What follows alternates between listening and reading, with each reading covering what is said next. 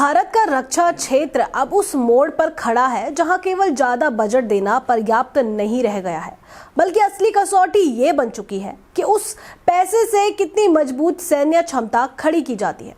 केंद्रीय बजट में रक्षा व्यय को जीडीपी के लगभग 2% तक बढ़ाना हाल की सुरक्षा चुनौतियों से प्रेरित एक रणनीतिक बदलाव है।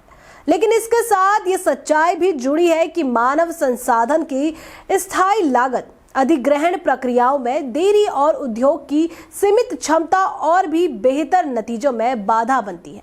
इसीलिए आने वाले समय में भारत की रक्षा तैयारी इस बात पर निर्भर करेगी कि आवंटित संसाधनों को कितनी कुशलता से आधुनिक हथियारों, प्रशिक्षित बलों और भरोसेमंद प्रणालियों में बदला जाता है, ना कि केवल बजट की राशि बढ़ाने पर। इसी सोच के तहत केंद्रीय बजट 2026 से 27 में रक्षा मंत्रालय को 7,85,000 करोड़ का आवंटन दिया गया है, जो पिछले वर्ष की तुलना में लगभग 15% अधिक है। और ये दर्शाता है कि सरकार अब राजस्व खर्च से आगे बढ़कर पूंजी आधारित आधुनिकीकरण पर जोर दे रही है। पूंजीगत व्यय को बढ़ाकर 2,19,000 करोड़ किया गया है और इसमें से बड़ा हिस्सा स्वदेशी खरीद के लिए रखा गया है, ताकि सीमाओं पर लड़ाकू स्क्वाड्रन और नौसैनिक प्लेटफॉर्म में मौजूद क्षमता अंतर को भरा जा सके और आयात पर निर्भरता कम हो। इसका उद्देश्य केवल हथियार खरीदना नहीं, बल्कि देश के भीतर एक मजबूत रक्षा औद्योगिक आधार खड़ा करना है। हाल के वर्षों में सुरक्षा परिदृश्य तेजी से बदला है और मई 2025 में हुए ऑपरेशन सिंदूर के बाद सेना ने संयुक्त युद्ध संचालन की दिशा में व्यावहारिक कदम बढ़ाए हैं। इस अभियान ने यह साफ कर दिया कि आधुनिक युद्ध में ड्रोन, थल सेना और वायु शक्ति के बीच तालमेल कितना आवश्यक है। इसी अनुभव के आधार पर रुद्र इंटीग्रेटेड ब्रिगेड्स बनाई गई ताकि निगरानी और हमला करने की क्षमता जमीनी स्तर तक पहुंचे। पैदल सेना बटालियनों में ड्रोन इकाइयां जोड़ी गई और एकीकृत वायु कमान एवं नियंत्रण प्रणाली को मजबूत किया गया, जिससे जमीन और हवा के बीच समन्वय बेहतर हो सके। साथ ही भारत ने अपनी परमाणु त्रिसेवा क्षमता को और सुरक्षित बनाने पर ध्यान दिया है, ताकि किसी भी आकस्मिक हमले के बाद जवाब देने की क्षमता बनी रहे। समुद्र आधारित और रेल आधारित प्रणालियों के जरिए सेकंड स्ट्राइक क्षमता को मजबूत किया गया है।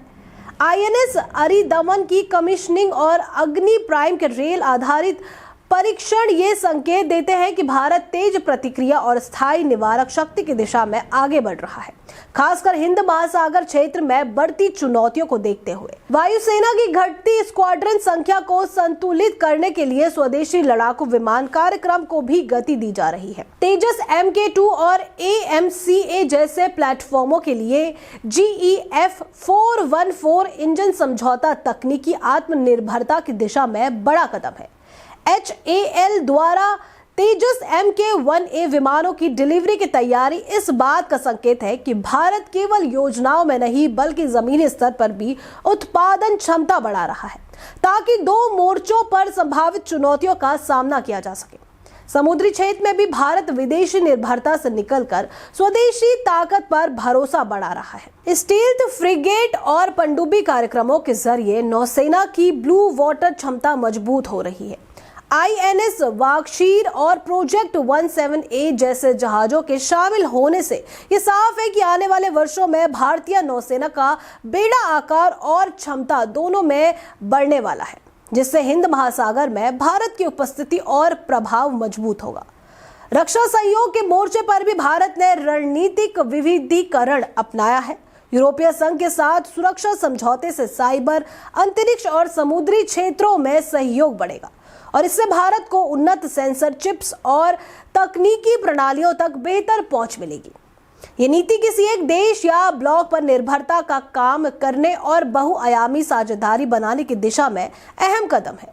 हवाई खतरों से निपटने के लिए मिशन सुदर्शन चक्र के तहत बहुस्तरीय एयर डिफेंस नेटवर्क विकसित किया गया है, जो ड्रोन से लेकर हाइपरसोनिक हथियारों तक को पहचान कर जवाब देने में सक्षम है।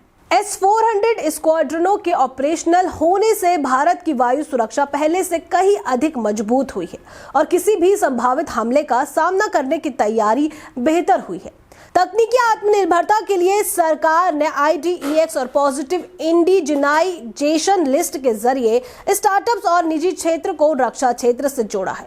AI, क्वांटम और स्वायत्त प्रणालियों में घरेलू समाधान विकसित किए जा रहे हैं ताकि जिन तकनीकों के लिए पहले आयात पर निर्भर रहना पड़ता था वे अब देश में ही बन सकेंगे।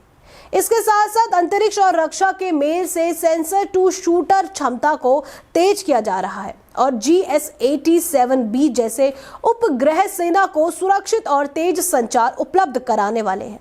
इसी क्रम में भारत रक्षा निर्यात के क्षेत्र में भी तेजी से आगे बढ़ रहा है। ब्रह्मोस और पिनाका जैसी प्रणालियों का विदेशों को निर्यात ये दिखाता है कि भारत अब केवल आयातक नहीं बल्कि भरोसेमंद रक्षा आपूर्तिकर्ता बन रहा है। उत्तर प्रदेश और तमिलनाडु के औद्योगिक गलियारों से उत्पादन बढ़ रहा है और घरेलू उद्योग वैश्विक आपूर्ति श्रृंखला से जुड़ रहा है।